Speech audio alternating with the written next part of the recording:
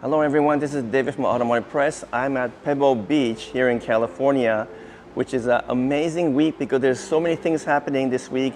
But today is the day. Today is the Pebble Beach Concours d'Elegance where all the fanciest cars in the world show up. But right off the bat, I came to the Lexus concept booth to look at all of their newest models, including this amazing EV sports car, which is going to be perhaps a future sports car from Lexus. Fully electrified, fully EV obviously, as well as there's a whole bunch of other upcoming cars in the booth. So I'm really excited about that. So let me take you in the booth and then take you into Pebble Beach area and show you all of the amazing cars today.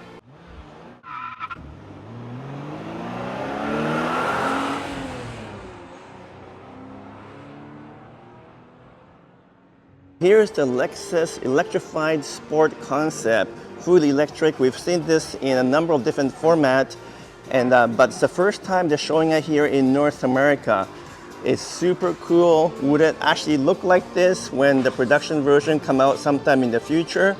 It's very possible because we're hearing a lot of rumors from Japan that the future Lexus sports car will indeed look something like this.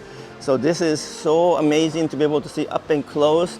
The details are shockingly intricate and complex, and yet very Japanese and very Lexus. I don't think there's anything out there that looks like this, and in person, it looks gorgeous. Long hood, sloping hood line, really extreme profile.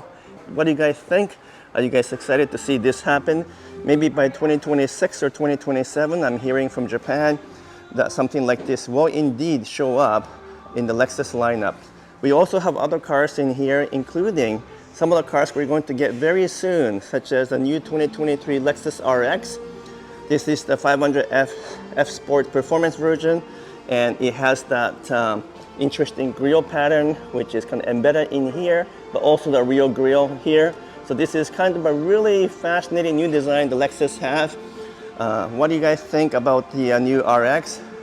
I'm thinking of buying one to replace one of my Highlanders that we have in the fleet, and it's very much Lexus design inside, so nothing super unusual because it does look like an NX in many ways, but I'm just digging this color. I'm not usually a fan of this kind of bronze color, but in this particular car it looks great. Big wide horizontal tail lamps. We have the Lexus spelled out. And this is again the RX 500H with Direct 4. It has shockingly good amount of power and torque out of the hybrid system. And this is the F Sport version, so cool design. And we also have the fully electric RZ at the back here. So let's take a look at that. This is also coming up soon. I do have a deposit in both RZ and the RX.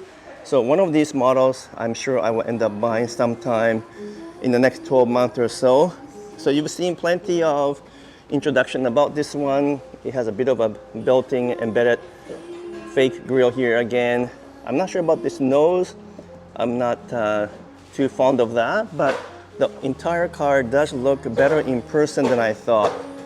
It does share the platform with the BZ4X from Toyota. But if you look inside, it's actually quite different from the BZ4X. So that's something that's also coming up as a production version.